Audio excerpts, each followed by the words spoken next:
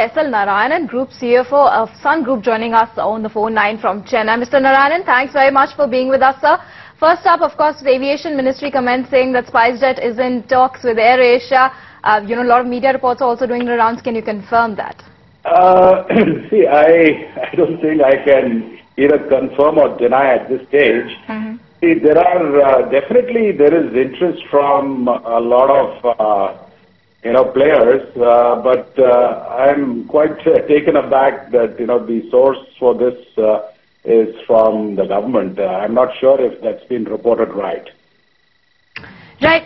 So given that you said that the doors are open for this, even though I understand that you won't really be divulging any names, could you give us a sense as to when these deals are likely to materialize? Because from what we understand from the Aviation Ministry, the deal with Jet and Etihad is likely to culminate over the next 45 days. Oh, I wouldn't be able to comment on the other deal, but all I can say at this stage is there is a lot of interest from some very respectable names in the aviation business, but things are very, very preliminary. It'll be too premature to comment about anything at this time, and no specific names can be mentioned at this time, because ever since the regulations got liberalized a few months ago, I think the sentiment has certainly improved. There is a lot of interest. But at this time, there is no specific name that can be either mentioned or even confirmed. Mr. Narayanan, but like we said, the source of this information really is the Aviation Ministry. They are saying that it is AirAsia that you're in talks with. Some of the media reports were suggesting that you're possibly in talks with a Middle Eastern airline. If you could just confirm whether it's a Middle Eastern group you're in talks with, or you're talking to a Southeast Asian-based airline then at this point.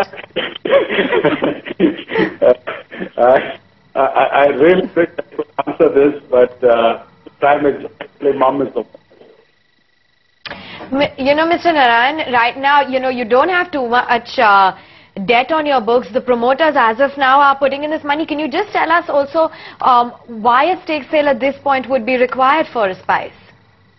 No, I think definitely the airline needs additional funds, because as you may have noticed, the net worth has been eroded. The airline has been doing fairly well in the last few months, and the cash flows have been strong. But I think we need to correct that imbalance on the balance sheet. And therefore, the promoters are bringing in a little less than 200 crores based on the SEBI formula. Of course, this will be out of the creeping acquisition limit for the next financial year. So it is being brought in as some kind of a convertible instrument. The actual equity will get converted after 1st of April 2013. So the airline debt money, and that's about it. There's no other explanation necessary at this stage. Mr. Narayanan, just some specific numbers then. If you could give us what is the exact net worth of SpiceJet at this point in time, what are the accumulated losses so far, as well as what is the funding requirement for the airline for the next 1 year? See, the net worth is negative by a sum of little more than 100 crores as of 30th September.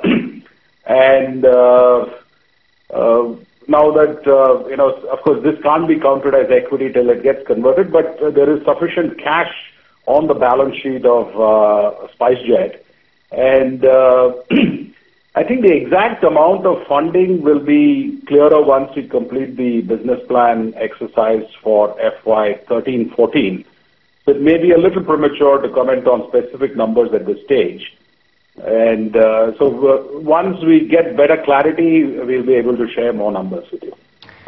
Understandable. And could you give us an indication as to what kind of valuations would you be comfortable with? Is there any talks with a specific number on that right now?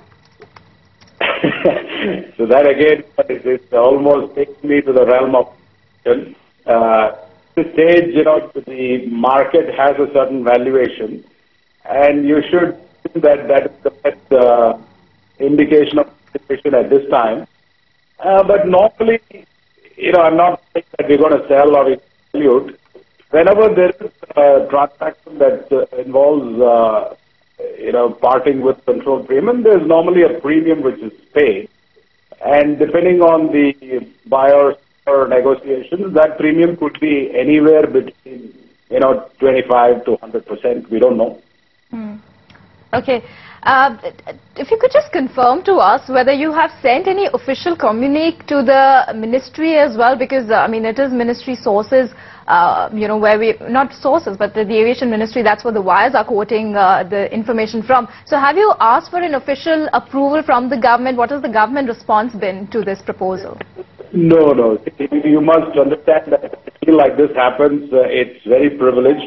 Even assuming that there is some kind of a discussion between SpiceJet and any other airline or investor, this will be bound by very, very strict covenants of confidentiality.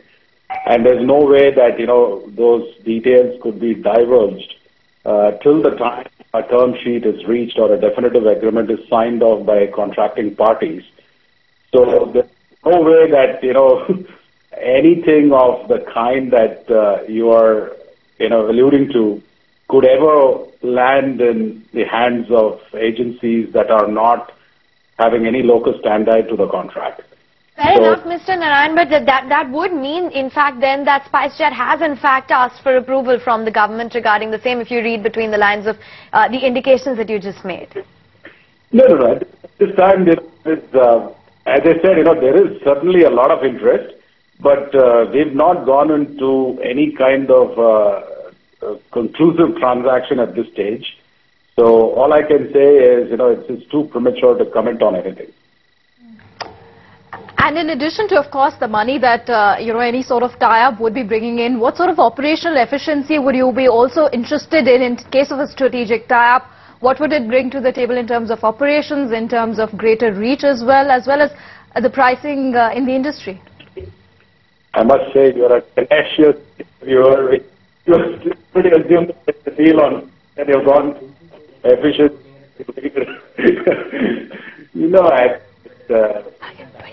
Too premature at this time.